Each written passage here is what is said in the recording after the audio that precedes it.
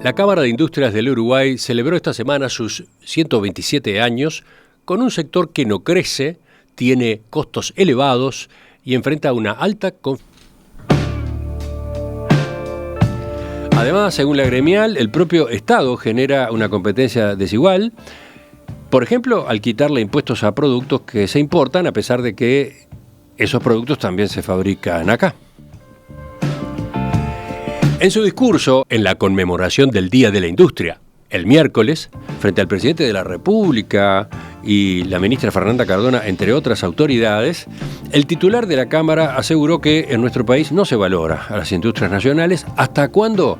Hasta cuando alguna de ellas cierra sus puertas. Sobre estos planteos, la situación del sector en Uruguay y cómo están trabajando para mejorar las perspectivas, vamos a conversar en los próximos minutos con el presidente de la Cámara de Industrias, contador Leonardo García. Contador García, buen día, gracias por acompañarnos. Buen día, ¿cómo le va? Muy bien, tenemos un punteo que incluye una serie de temas que me gustaría recorrer, pero le propongo que empecemos con el lema que ustedes eligieron para la jornada de este miércoles. Era una pregunta. ¿Uruguay realmente quiere tener una industria nacional activa, fuerte y desarrollada? ¿Por qué fueron por ahí? Bien, en principio uno generalmente se empieza a preparar para este Día de la Industria, empezamos a pelotear temas y obviamente el tema central de la industria son los problemas que tenemos de competitividad y de productividad, ¿no? Ese es siempre es el tema central. Más que nada cuando uno analiza la industria nacional, ve que de lo que produce el 50% tiene destino de exportación, entonces la industria sí o sí necesita ser competitiva. Pero eso, la verdad, lo venimos hablando y sosteniendo hace muchos años, y de hecho, como nosotros comentábamos el Día de la Industria, no es nuevo para nadie, o sea, no hay nadie hoy en el Uruguay que se mueva en el ambiente empresarial o político que no sepa que Uruguay es caro, que tiene problemas de competitividad, tiene problemas de productividad. Entonces, nos parecía que si bien lo íbamos a nombrar, no podíamos hacerlo como eje central del discurso, porque todos lo conocen. De hecho, hemos compartido el Día de la Industria noticias en los periódicos donde uno ve al presidente hablando, donde ve al ministro de Economía hablando de los problemas de competitividad, donde sabemos que es un tema central del sistema político también, esa cuestión. Entonces dijimos, bueno, ¿y por dónde encaramos? Y bueno, hay una pregunta que a veces en las internas, en las reuniones que tengo con los distintos directivos de la Cámara, a veces siempre hay alguno que dice, vos, pero ¿el Uruguay quiere tener industria o no quiere tener industria? Entonces, pensé en usar esa pregunta como para exponer a veces por qué el sistema empresarial o el sistema industrial duda si realmente el Uruguay en su conjunto quiere tener industria, ¿no? Es una pregunta, un cuestionamiento para ayudarnos después a mostrar algunas situaciones que entendemos que no favorece el clima de negocio industrial. Enseguida vamos a ir a esas situaciones, a esos factores. Ahora entiendo cuál fue la idea entonces de esta conmemoración, pero antes de seguir tenemos que ubicar por lo menos de manera breve qué pasa con la industria, ¿no? ¿Qué pasa con la industria nacional? Por ejemplo, la industria manufacturera lleva 15 años sin crecer. Ese fue uno de los datos que usted manejó en el mensaje. ¿Qué le dice a usted ese número? Bueno, uno lo ve con preocupación, ¿no? Sebastián Pérez, que es el que está a cargo de asuntos económicos de la Cámara, también antes hizo una presentación y mostraba que básicamente en el mundo está pasando una cuestión muy similar, o venía pasando una cuestión similar, me corrijo, y que esa parte de la producción que el mundo no crecía la estaba absorbiendo China. Cuando uno ve las tasas de crecimiento de la industria china, están despegadas. Entonces, él ponía mostraba cómo la industria china estaba captando el crecimiento de todos los países, y Uruguay no escapaba a eso. Entonces, eso fue como empezó el tema, y es por ahí donde también veo parte de la respuesta de, si bien tenemos problemas propios de competitividad que hacen que la industria no crezca, vemos que también gran parte de la industria la fue absorbiendo un solo país, ¿no? Y en cuanto al empleo, ¿de qué manera ha caído en este sector? También si consideramos, por ejemplo, no sé, estos 15 años o un periodo más cercano. Bien, nosotros lo que vimos ahí en el tema del empleo, hoy la industria sigue empleando 160.000 puestos de trabajo directos y alrededor de 100.000 indirectos, ¿no? Nosotros en la gráfica de empleo veíamos que también hace 15 años que viene cayendo, y se detuvo, yo diría que hace 2 o 3 años, después de la pandemia, es como que empezó a frenar esa caída que venía teniendo, ¿no? Que era año tras año. Se había frenado alrededor de 165.000, mientras Mieres fue ministro de Trabajo. Yo creo que ahí hubo una buena gestión del Ministerio de Trabajo, más que nada en la pandemia, y en ser bastante flexible, que eso ayudó a detener la pérdida de empleo, en la flexibilidad que mostró el ministro de Trabajo en ese momento, y bueno, quedó ahí ahora en una meseta de 160.000 puestos de trabajo. Por otro lado, estamos hablando de un sector, la industria, pero en realidad el espectro es muy diverso, ¿no? La realidad interna de la industria manufacturera es muy diversa. Por un lado hay grandes compañías, buena parte de ellas instaladas en zonas francas, y después hay una multiplicidad de medianas y pequeñas industrias, ¿no? Sí, bueno, eso es una realidad, ¿no?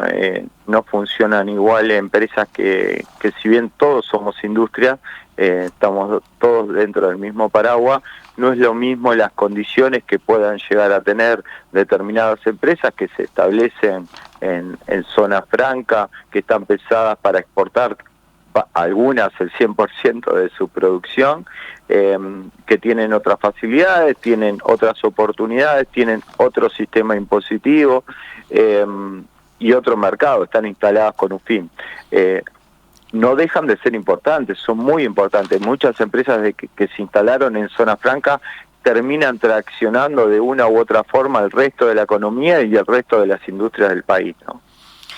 Si vamos a un caso concreto, ¿qué tipo de empresa es Dafelir Sociedad Anónima, la que usted represente, que está en el rubro plástico?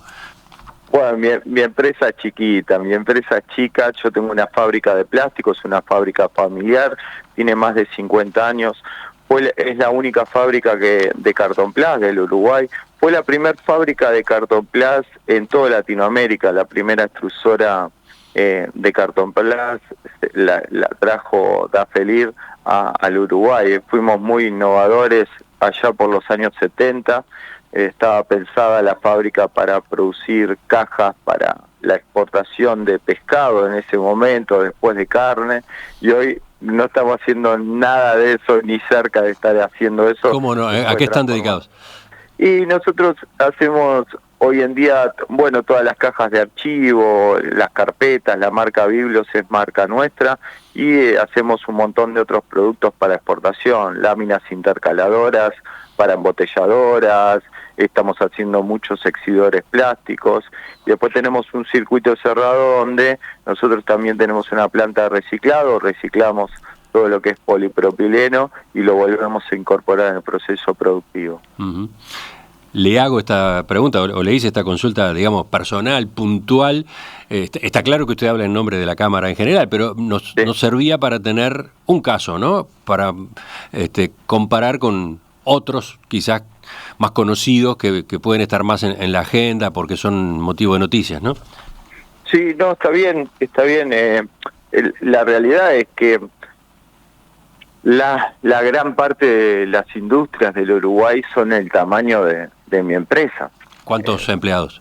Y nosotros tenemos alrededor de 50, pero hace 20 años atrás teníamos 180 personas, trabajábamos de lunes a lunes, era impresionante lo que movíamos, y a poco fuimos perdiendo mercado, básicamente por temas de competitividad.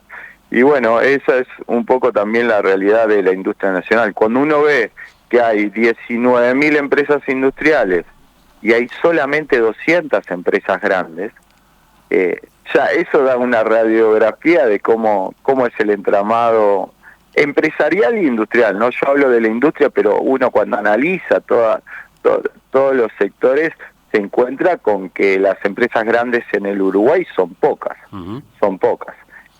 Obviamente, sigo insistiendo, no por ser grandes no son importantes, al contrario, son muchas veces las que ayudan a traccionar la economía del país y al resto de las industrias. Usted dijo que en Uruguay no se valora a las industrias nacionales hasta que alguna cierra sus puertas. Es entonces cuando se nota lo importante que era para el país. ¿Por qué le parece que ocurre eso? No sé, no, la verdad me lo pregunto, fue parte de hacer una pregunta colectiva, de que nos pasa a todos, ¿no? En general, muchas veces no valoramos lo que tenemos hasta que lo perdemos. Eso creo que es un problema del ser humano en general. Pero en particular el Uruguay creo que no valora las grandes empresas que tiene, ¿no? No sé por qué. No sé por qué creo que tenemos uno en otros países cuando viaja se valora mucho la industria nacional de esos países o son reconocidas, y acá a veces también es culpa del empresario, de un perfil muy bajo, de tratar de mantenernos fuera del radar, en una baja mira, y ese perfil que tenemos nacional de no llamar la atención, y eso quizás sea parte de la explicación de por qué no se valoran a las grandes empresas nacionales. Pero cuando alguna desaparece, alguna cierra, ahí todos nos preocupamos, ¿no? Seguimos en entrevista con el contador Leonardo García, que es presidente de la Cámara de Industrias del Uruguay. Estamos repasando lo que fue su discurso en el acto del Día de la Industria esta semana. Usted lo recordaba recién, en un momento señaló que debería hablar de los problemas de competitividad y productividad que enfrentan este sector y el país en general. Agregó, debería mencionar también el déficit fiscal y cómo lo observamos. Debería comentar también sobre los costos energéticos. Ahí anotó que Uruguay transformó su matriz energética, pero eso no impactó en una rebaja de tarifas para la industria en concreto. Pero, y lo evocaba hace unos minutos, decidió no profundizar en esos factores. En definitiva, ¿por qué? Porque ya están muy trillados, porque ya se han hablado y porque no tiene mucha esperanza de que se arreglen también. No, yo sí tengo esperanza de que se arreglen, pues si no tuviera esperanza de que el Uruguay no puede mejorar la competitividad y la productividad, la verdad, sería muy preocupante. Y trabajamos todos los días para eso, ¿no? En cuestiones micro para tratar de mejorar competitividad y productividad. Obviamente no pierdo las esperanzas de eso, porque si no, el industrial hoy que está instalado en el Uruguay, y más los que son pequeños, viven de pensando de que todo se puede mejorar. Pero creo que no era novedad, sí había que mencionarlo, porque creo que es el problema central de toda la industria nacional, y no hay con un industrial que usted se junte a tomar un café y no le comente estos temas, ¿no? No puede ser uno industrial y que no salga el tema de la competitividad, de la baja productividad que tiene el Uruguay, de los costos energéticos. O sea, los costos energéticos, la industria gasta mucha plata en energía, y claro, cuando uno empieza a ver y a compararse con la región, y uno empieza a ver que una planta situada en Brasil, igual, con la misma capacidad instalada que la que tiene uno acá en Uruguay, gasta la mitad o menos de energía de lo que gastamos nosotros, y uno se empieza a preocupar. Cuando usted habla de energía, ¿a qué energético se refiere? Me refiero, básicamente pasa en todos los tipos de energía, pero nosotros acá la matriz energética uruguaya está bastante centrado en temas energéticos, y lo que sí vemos en temas eléctricos. Sí, eléctricos. Sí, eléctricos. Y claro, por eso yo decía en parte de mi discurso que el Uruguay hizo una gran transformación energética. Si uno analiza 20 años para atrás la dependencia en electricidad que tenía con otros países y cómo era su sistema energético y cuál es la realidad actual, dice, bueno, hubo un cambio. También escucha que el costo de generación se bajó abruptamente, pero la tarifa no bajó. La tarifa sigue siendo la misma, seguimos siendo la energía más cara. Uno copia, ve Paraguay, ve Brasil y ve Argentina, y claro, estamos pensando en industrias, en todas las industrias en general, pero hay industrias que consumen mucha energía eléctrica. Y ahora surgió alguna preocupación más, que me estoy enterando ahora, que algunas empresas hicieron grandes inversiones en parques fotovoltaicos y se les está venciendo los 10 años de la inversión, y ahora a la hora de renegociar sus nuevos contratos, los costos energéticos se les disparan. Entonces, bueno, esos son temas de preocupación casi diarios de la industria. Ya hablaremos dentro de unos minutos sobre cómo se están tratando, cómo se están buscando alternativas en estas materias con el gobierno en concreto, ¿no? Pero vayamos a lo que usted sí desarrolló, ¿no? Dijo, prefiero no profundizar por acá, de esto ya hemos hablado mucho. Voy, en cambio, a detenerme en una serie de prácticas que no ayudan o directamente perjudican a la industria nacional. Y allí lo que hizo fue mencionar una larga lista. A ver, el bajo presupuesto del Ministerio de Industria, la ley de fronteras, las franquicias y las compras en el exterior, las compras del Estado, los regímenes de inversión, la concentración de compras en grandes superficies de supermercados y, por último, la conflictividad laboral. ¿Por qué eligió estos asuntos? Los asuntos surgen de mis reuniones con las empresas. Yo tengo, desde que inicié el cargo de presidente de la Cámara, si bien yo ya fui vicepresidente tanto de Fernando Pache como de Gabriel Murala, y yo era vicepresidente de Pymes, con lo cual me juntaba bastante con empresarios que tenían pequeñas y medianas empresas y chicas. Y después este año creamos la comunidad, con lo cual estuve muy vinculado a las microempresas también. Cuando creamos el círculo me empecé a juntar con empresarios de las grandes empresas y tuve desayunos particulares, y estuve haciendo todo el año desayunos de no más de 10 empresarios. Salen todos estos temas. O sea, esto no es más que la lista de las principales preocupaciones que yo he recogido directamente de los empresarios industriales. Entonces, la verdad que cuando empecé a armar el discurso, yo tenía ya un punteo de temas comunes que surgen en el 99% de las reuniones que he tenido.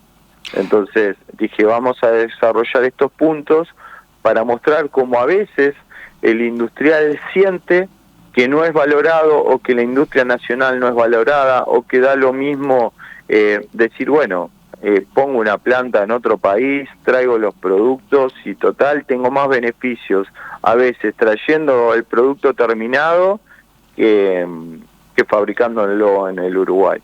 Y un poco eso era lo que quería poner como ejemplo. Si le parece, hacemos una pausa y después recorreremos algunos de estos puntos con algo más de profundidad.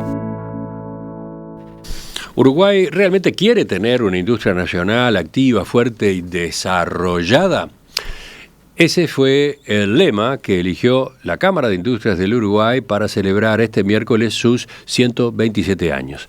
Sobre lo que dijo en su discurso en ese acto, estamos conversando esta mañana con el presidente de esa gremial, contador Leonardo García. Contador García, yo tomaba los puntos que usted incluyó, en los que sí se detuvo una serie de prácticas que no ayudan o directamente perjudican a la industria nacional. Por ejemplo, la ley de fronteras, las franquicias y las compras en el exterior, la ley vigente en cuanto a compras del Estado, los regímenes de inversión, la concentración de compras en grandes superficies, la conflictividad laboral. No sé si podremos ir a fondo en todos, pero veamos, por ejemplo, la ley de fronteras o la situación en las fronteras, ¿de qué manera la han observado ustedes? Yo lo puse como ejemplo porque empecé a ver un debate sobre el tema de fronteras. Y obviamente yo entiendo la preocupación del comercio que está viendo que no vende porque hay contrabando, se establecen puestos en la calle donde venden productos traídos de Brasil a precios mucho más baratos. Entonces entiendo la preocupación genuina de esos comercios, pero empecé a ver el debate que se abrió en el país sobre estos temas, pero nadie se puso a pensar en la industria. O sea, está bien, vamos a dejar que traigan del lado brasilero sin pagar impuestos, sin controles, sin nada de lo que hace la industria nacional. ¿Y nosotros qué? Entonces, ¿qué hacemos? ¿Damos por perdida la frontera para nosotros? ¿A la industria nacional no le afecta el contrabando? Entonces, en vez de centrarnos en el eje central y el problema que implica el contrabando, empezamos a ver y a discutir cómo atenuar los efectos que estaban teniendo los comercios de frontera. Cuando el problema real y central es el contrabando. Y si no vemos que el contrabando después genera distintas acciones que ponen en riesgo la inseguridad nacional, entonces estamos mirando para otro lado. Pero yo lo que sentí como espectador de esta discusión que llevó adelante al país, es que nadie se puso a pensar en la industria. Y es más, yo he visto debates, tanto en televisión como en el Parlamento, diciendo, bueno, estos productos igual no se fabrican acá. Y estaban hablando de galletas, de café, donde sí hay industrialización local. Entonces, uno dice, ni siquiera se toman el trabajo de conocer que existe industria nacional de esos productos. Entonces, yo ahí vi dos cosas. Primero, no se conoce lo que se fabrica en el país. La verdad, muchos actores estaban hablando del tema sin conocimiento de lo que se fabrica en el Uruguay. Y el otro tema es que se había corrido el eje de la discusión, que el eje de la discusión es el contrabando. El eje de la discusión acá es el contrabando, no es otra cosa. Después podremos hablar por qué Brasil está más barato, y bueno, hubo una devaluación en Brasil, acá se fortalece la moneda, hay una diferencia en tipo de cambio que viene cada vez peor, y además es más barato producir en Brasil. Bueno, eso es real. Ahora, lo que estamos pidiendo es la misma regla de juego. Si yo tengo una industria donde tengo que pagar Ministerio de Salud Pública para registrar los productos, tengo que pagar en el LATU para registrar mis productos, tengo que pagar bromatología, tengo que pagar un montón de certificaciones, no puede ser que la discusión sea cómo dejamos que un comercio traiga productos sin ningún tipo de impuestos, sin nada, sin controles, sin nada, para vender en esos comercios para poder competir con el contrabando. Paso a otro de los puntos, las franquicias y las compras en el exterior.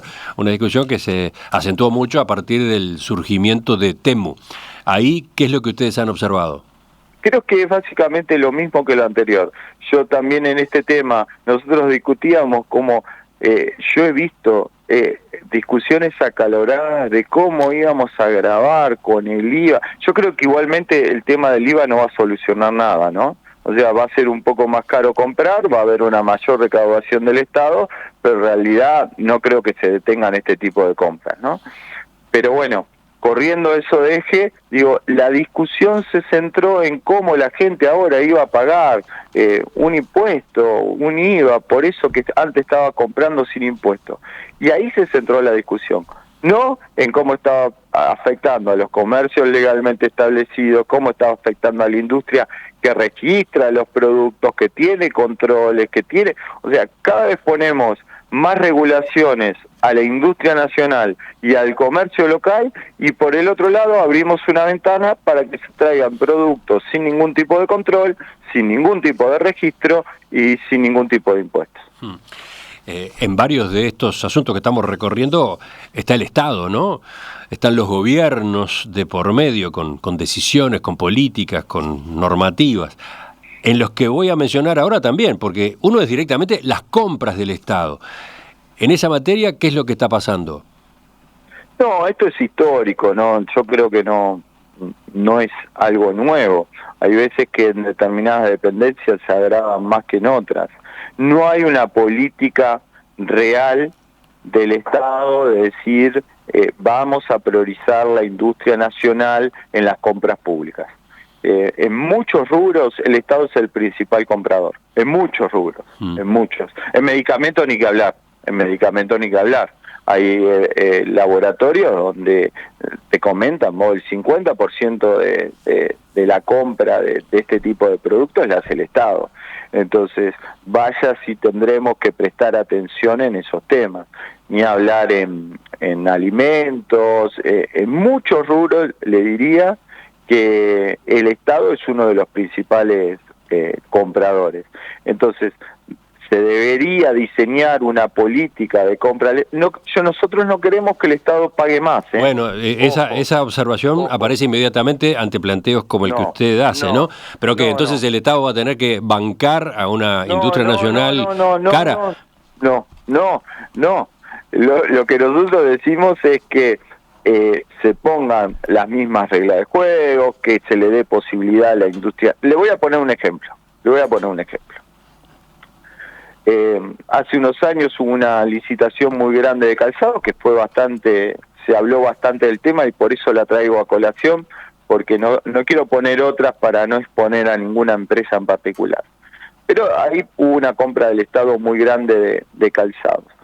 Y se había comprado directamente a China. Entonces se comparaba un producto comprado a China directamente a la fábrica, sin impuestos, sin nada, ¿sí?, contra la cotización de una industria nacional en el Uruguay, que le vende calzado a la policía, y al ejército, al Estado, hace varios años, muchos años. Una empresa tradicional uruguaya que no solo es el trabajo que genera esa planta, sino todo el resto de industrias pequeñas asociadas que ayudan a terminar con el calzado, ¿no? Y había una comparación totalmente desigual. Comparar un precio de una fábrica en China sin los impuestos, porque el Estado lo traía exonerado de impuestos, con una empresa nacional, y se compararon dos cosas totalmente distintas. Después, la calidad, tenía que pasar por el LATU con todas las inspecciones, con todos los controles. El otro calzado de China no lo hizo eso. No hizo ese tipo de controles, no cumplía con la misma calidad. Y después, obviamente, una fábrica de China con una orden de compra ya emitida, poner 32.000 pares de zapatos en el Uruguay, era algo más, era una producción más. La fábrica nacional, para hacer 32.000 pares, la verdad requería 6 meses de producción, ¿no? Entonces, si uno pone una orden de compra para entregar mañana 32.000 pares, y bueno, la fábrica nacional no va a poder cumplir. Ahora, no se precisan los 32.000 pares para mañana. Si yo hago una compra programada y le doy un plazo razonable para entregar, podemos cumplir. Y después hay que mirar el resto del costo del Estado, porque esa fábrica no le vende al Estado esos 32.000 pares de zapatos, y bueno, capaz que tiene que mandar gente al seguro, el consumo de UTE también baja, entonces lo que se ahorra el Estado por un lado lo va a terminar pagando por el otro. Hay que mirar todo el conjunto de la economía, ¿no? También se detuvo en los regímenes de inversión, de promoción de inversiones. Sí, porque en los regímenes de inversión, de promoción de inversiones, muchas veces entran estructuras exoneradas de impuestos cuando se pueden fabricar acá en el país, y eso es una competencia desleal. Y le pongo un ejemplo: si yo puedo traer un galpón de China completamente con estructura de hierro, con chapas y con vidrios, y me lo exoneran completamente de impuestos, de tasas portuarias, de todo tipo de impuestos, ¿cómo voy a competir yo si fabrico esas mismas estructuras de hierro y esos vidrios en el Uruguay, cuando acá me tenés que pagar el IVA y otros impuestos? Estamos comparando dos cosas distintas. Entonces, eso no está bien, porque desestimula. ¿Qué me va a hacer a mí? Si yo fabrico ese tipo de estructuras y pierdo una licitación, pierdo vender un galpón, pierdo vender otro, ¿qué voy a hacer? Me voy a contactar con una empresa china y le voy a ofrecer al próximo, venga a preguntar, mira, fabricado en el Uruguay vale tanto, y si no te lo vendo directamente de la fábrica de China y vos exonerás todos los impuestos. Eso es lo que está sucediendo, ¿eh? No es más ni menos que lo que está sucediendo hoy en día. Después también habló de problemas que se dan en el sector privado, dentro del sector privado, ¿no? En particular la forma como compran las grandes superficies de supermercados. Sí, bueno, eso también es un tema histórico. Yo le diría que desde que ingresé en la Cámara, que empecé a participar en la Comisión de Comercio Interno, uno de los principales problemas que siempre surge es la posición dominante que tienen las cadenas y que se fue concentrando cada vez más en los últimos años. Entonces, cada vez más hay más creatividad de las grandes superficies en general en aplicar ciertas políticas que afectan directamente a la industria nacional, ¿no? ¿Ejemplo? No sé, de los más irrisorios que a usted se le pueda ocurrir, ¿no? Muchas veces los proveedores de productos, tanto importadores como fabricantes, esto todos por igual, muchas veces se tienen que hacer cargo de las remodelaciones de los supermercados, pues tenés que hacer un aporte para remodelar un supermercado. Ahora están cobrando por una próxima apertura, por algo que tenés que hacer un aporte de acuerdo a tus ventas, vas a aportar tanta plata porque vamos a abrir una nueva sucursal en 2 años.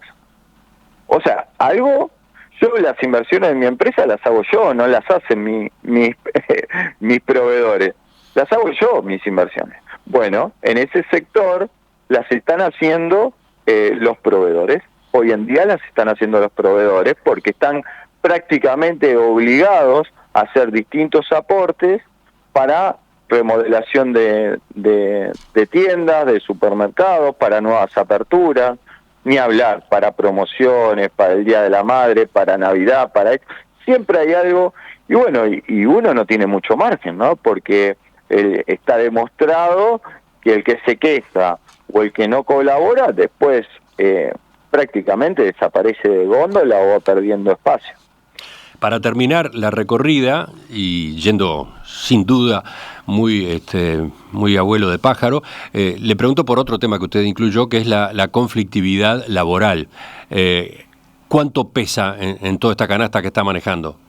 Yo creo que mucho. Nosotros tenemos... Vamos a la parte positiva, tenemos un país estable, política y económicamente está estable.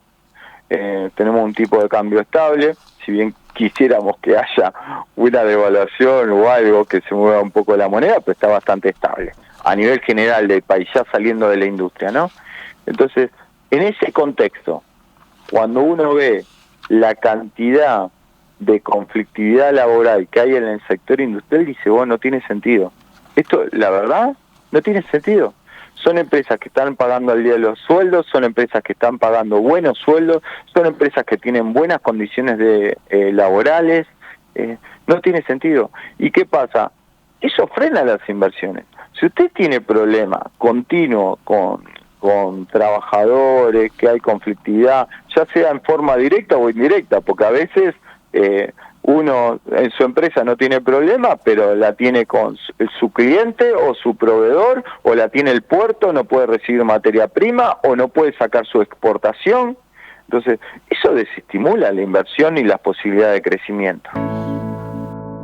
Enseguida, en el final de la entrevista, le voy a preguntar al presidente de la Cámara de Industrias, a partir de este diagnóstico que ha hecho, y que supongo que podría ser más largo, cuáles son las perspectivas, ¿no?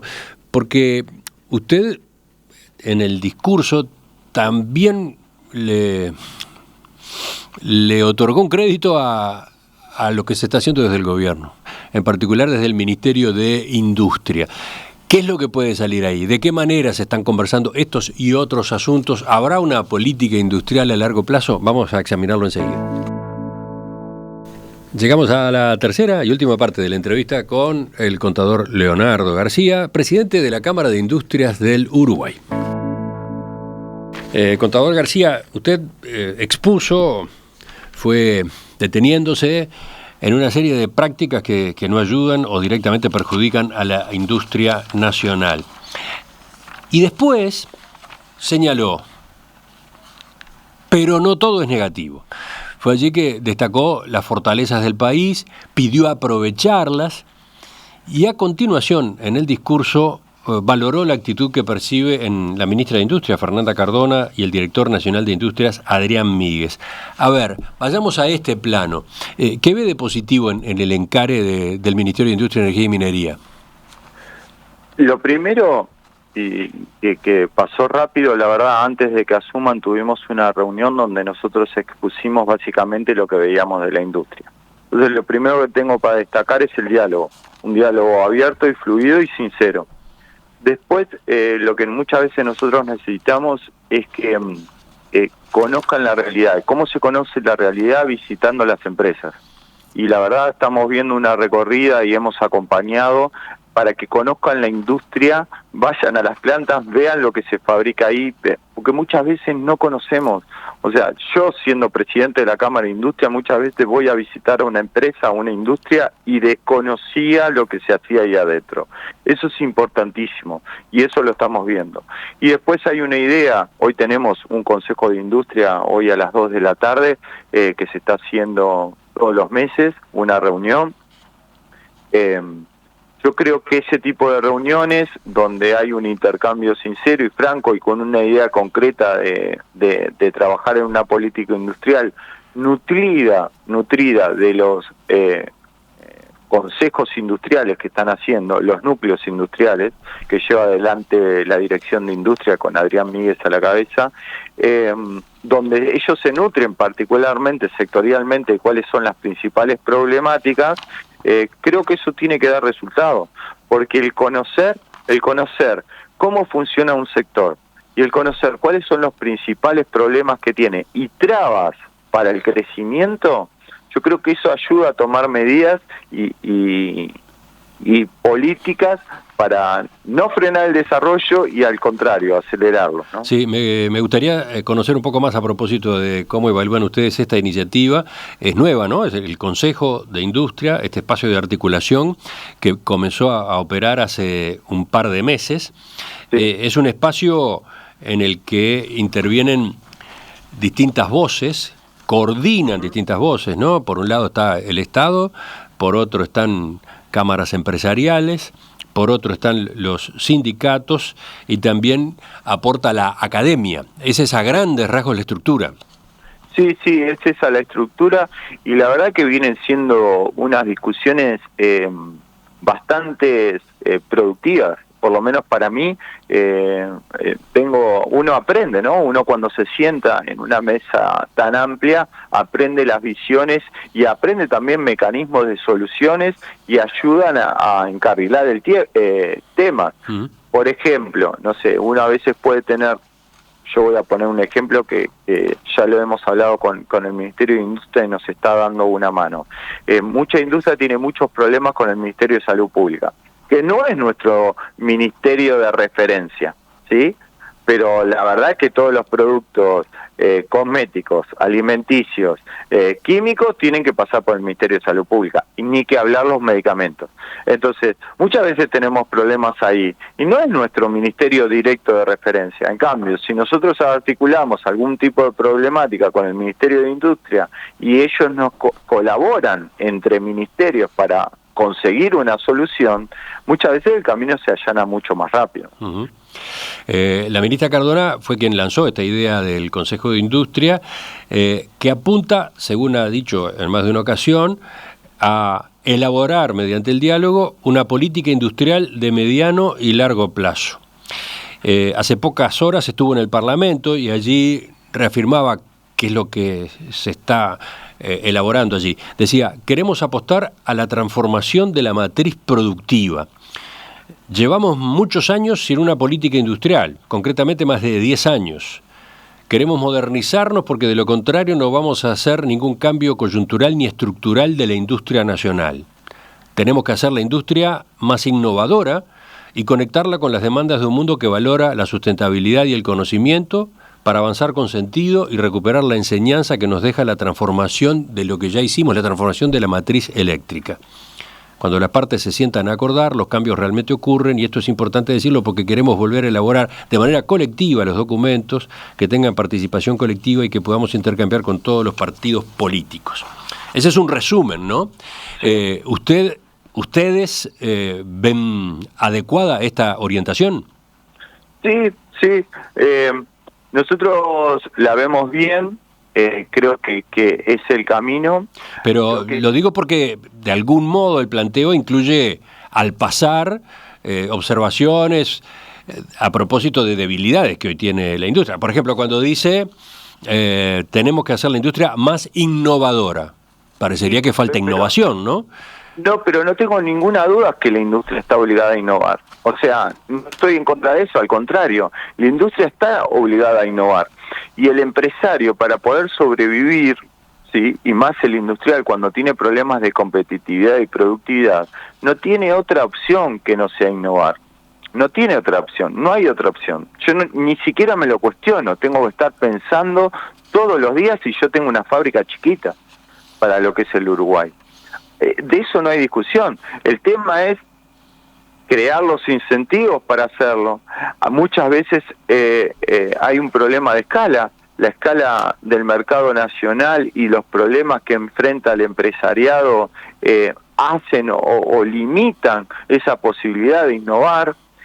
Muchas veces que tenemos las empresas chicas, sobre todo, ¿no? Las empresas medianas y chicas. Le pongo el caso de mi empresa, pero puede ser la de cualquier pyme del Uruguay. Soy yo el mismo que está controlando la producción, muchas veces viendo qué pasa en una máquina. Yo hoy estaba acá a las 7:00 de la mañana viendo si estaba todo bien. Somos empresas familiares que muchas veces estamos comprando, vendiendo, viendo la planta, analizando la producción, comprando la materia prima. Tenemos problemática, estamos atrás del presupuesto que estamos acotados, y a su vez tenemos que estar pensando en innovar. Y a veces no tenemos el tiempo para ir a una feria a ver qué es lo último que se está desarrollando en tecnología. Entonces, creo que ¿cuál debiera ser la función del Estado? Es incentivar eso, crear más mecanismos como el Fondo Industrial, que es un fondo que la verdad es muy útil para el sector industrial. Creo que debiera haber otros de ese tipo, que ayuden a las empresas a innovar, que le muestren cuál es el camino para la innovación, trabajar más entre academia e instituciones gremiales como la nuestra. Yo creo que también es un gran desafío de la Cámara de Industria. Entonces, obviamente que no hay dudas que la industria, para permanecer viva en el Uruguay, tiene que estar permanentemente innovando, ya sea en formas de producción o en productos. Ahora, tenemos que crear las condiciones que faciliten esa transición hacia la innovación. ¿Y usted es optimista en cuanto a los tiempos? Porque se está en un diálogo, ¿no? Se está preparando, se está buscando insumos para elaborar esa política industrial. ¿Cuándo va a haber algo concreto en esta materia? ¿Cuándo va a ser el impacto visible? Yo creo que hay que transitar dos caminos. Yo creo que este Consejo de Industria, y yo lo he hablado con la ministra, y de hecho, por eso le digo, más allá del Consejo de Industria tenemos un diálogo permanente. Yo creo que tenemos que transitar dos caminos, una mirada a mediano y largo plazo, pero después hay que tomar acciones concretas, cortas, para que se empiece a notar ciertos cambios rápidos, como puede ser el tema de compras públicas, como puede ser el Ministerio de Salud Pública, como puede ser temas energéticos. Yo creo que ahí hay decisiones, hay muchas cuestiones burocráticas, sabe el tiempo y el costo que cuesta habilitar una industria. Bueno, eso es complicado. Entonces, creo que hay cuestiones concretas y pensando en el corto plazo que van a ayudar a afianzar todo el trabajo. Yo lo aprendí esto hace mucho tiempo, cuando era estudiante. Cuando uno tiene un problema estructural, tiene que tomar dos tipos de medidas, unas medidas a corto plazo y una medida a largo plazo. Y Uruguay tiene un problema estructural. Para terminar, y teniendo en cuenta que se está elaborando, que se está dialogando para elaborar una política industrial, vuelvo a la pregunta que ustedes dejaban planteada el miércoles. Uruguay realmente quiere tener una industria nacional activa, fuerte y desarrollada. Mire lo que venía desde la audiencia. Guillermo señalaba, ¿es correcto preguntarse si Uruguay quiere tener una industria? O la pregunta debe ser, ¿necesita Uruguay tener una industria? ¿Qué responde usted a esto último? Si Uruguay necesita tener una industria nacional. Yo creo que quedó demostrado, el mundo está muy cambiante, no sabemos qué va a pasar. Quizás nunca más tengamos una pandemia como la que tuvimos, pero en caso de que vuelva a ocurrir, ¿qué pasa si no tenemos una industria? ¿Qué pasó con los países que no podían tener medicamentos porque no tenían una industria como la nuestra? ¿Qué pasó con los países que no tenían una industria de alimentos y se cerró toda la frontera, todas las importaciones? ¿Qué pasó con esos países? ¿Y qué pasó con el Uruguay? ¿Por qué Uruguay transitó la pandemia como la transitó? ¿Qué pasa si llega a haber, Dios no quiera, una guerra como le pasó a Ucrania y a Rusia, como está pasando en Europa? Europa hoy se está cuestionando, muchos países de Europa, la desindustrialización que tuvo y están revirtiendo eso. Me ha tocado estar en Italia, me ha tocado estar en España, y la gran preocupación es que habían perdido oficios que están tratando de recuperar porque se dieron cuenta que habían perdido su independencia productiva y están tratando de revertir eso. Entonces yo creo que no hay duda que cualquier país que quiera ser libre, que quiera tener esa independencia, no es que es una posibilidad, necesita luchar por tener una industria nacional, porque no hay país que se desarrolle, no conozco un país que se desarrolle sin industria. La verdad, quizás alguno existe, pero yo no conozco ningún caso. Y hoy estamos sujetos a cambios y volatilidades, ya sean políticas, comerciales. Estamos viviendo un cambio en las reglas del juego a nivel de comercio mundial y puede cambiar todo en el mundo. Entonces, ¿cuándo estamos tranquilos? Cuando nuestra comida no depende de otro país o lo que suceda en otro país, cuando lo que tomamos no depende de lo que suceda en otro país, cuando tenemos medicamentos fabricados en el Uruguay y nuestra salud no depende de lo que suceda en otro país. Y aparte, la industria derrama en todos los demás sectores. Hoy le comentaba que 160.000 puestos de trabajo directos genera la industria y alrededor de 100.000 indirectos, pagando sueldos por un 15, un 20% por encima de lo que paga el promedio del Uruguay. Entonces, vaya si es importante. Y después me pregunto, si no hay industria, ¿qué van a estudiar los chicos? O sea, ¿a alguien se les ocurriría estudiar ingeniería si no hay una industria para después aplicarla? Entonces, creo que no hay posibilidad de cuestionarse si realmente debiéramos querer tener una industria. El tema es si la valoramos o no la valoramos. Contador Leonardo García, presidente de la Cámara de Industrias del Uruguay. Le agradezco su participación esta mañana en Perspectiva. Creo que a partir de esta entrevista queda material para discutir un buen rato más, para abrir nuevos enfoques. Volvemos a conversar en cualquier momento. Le agradezco mucho la entrevista y le pido disculpas no haber estado ahí presente con usted. Nos encontraremos otra vez. Muchas gracias.